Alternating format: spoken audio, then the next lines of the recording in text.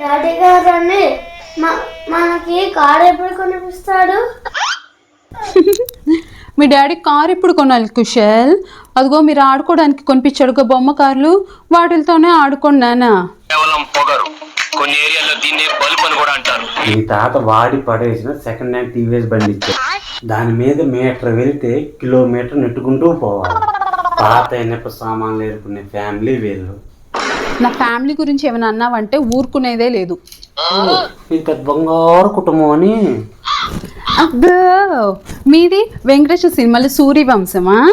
వీళ్ళమ్మ ఉన్నాయి కుశల్, నాకు 7 వారాల నగలు పెడతానని చెప్పి వారాల వాళ్ళ దగ్గర వాయిదాల్లో ఇదిగో ఈ గిల్టీ గాజులు తీసుకుంది. మీదే ఇలాంటి కుటుంబం, మీదే ఇలాంటి కుటుంబం, మీదే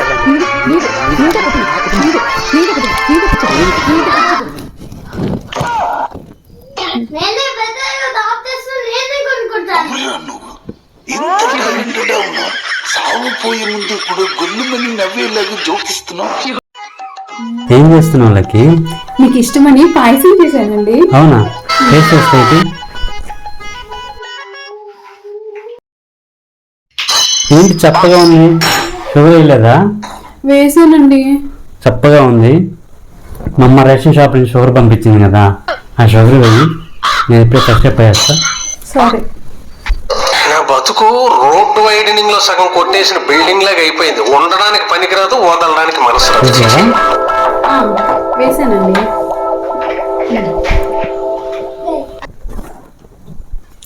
ఇప్పుడు చూడు ఎంత స్వీట్గా ఉందో. మా అమ్మ పంపించిన షుగర్ వేస్తే ఎంత స్వీట్గా ఉందో చూడు. అట్టి కూలీకి పోదాందా? కూలీగా? డాడీ, నేను నీ లిటిల్ ప్రిన్సెస్ని.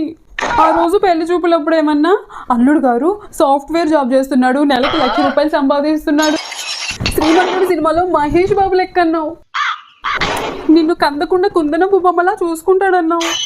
ఇప్పుడేమో కూలి పనికి పోదాం రా అంటున్నాడు డాడీ. నేను అంటుంది కూలి పనికి కదే, కూలి మూవీకి, నాగార్జున రజనీకాంత్ మూవీకి వెళ్ళాం రా అంటున్నా. డాడీ, నన్ను మా ఆయన సినిమాకి తీసుకెళ్తున్నాడు, bye bye. Daddy little princess అంట, హాఫ్ బ్రెయిన్ మొఖం దాన.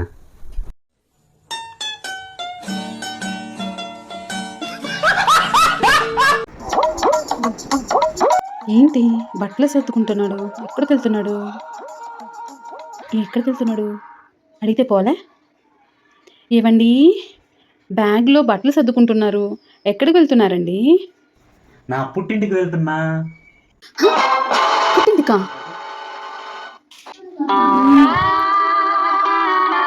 ఇప్పుడు కానీ ఈయన పుట్టింటికి వెళ్తే వాళ్ళమ్మ, అదే నా అత్త, ఆయన మనసు మార్చేస్తుంది, నా మీద లేనిపోని సాడీలన్నీ చెప్పేస్తుంది.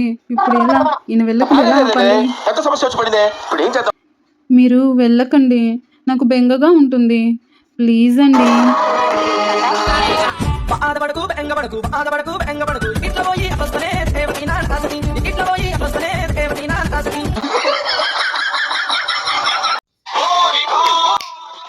రేపు వెళ్ళాం అబ్బాయికి లేదు.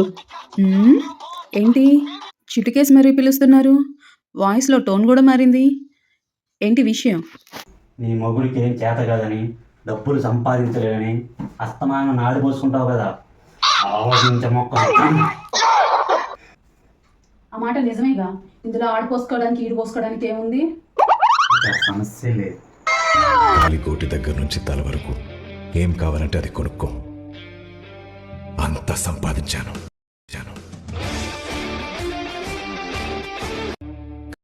ఏంటిది? ఈ మంత్ శాలరీలో ఖర్చు వన్ 20 రూపీస్ మీద కాళ్ళకి గోల్బండు, తలకి పక్క పీసులు కొనుక్కో.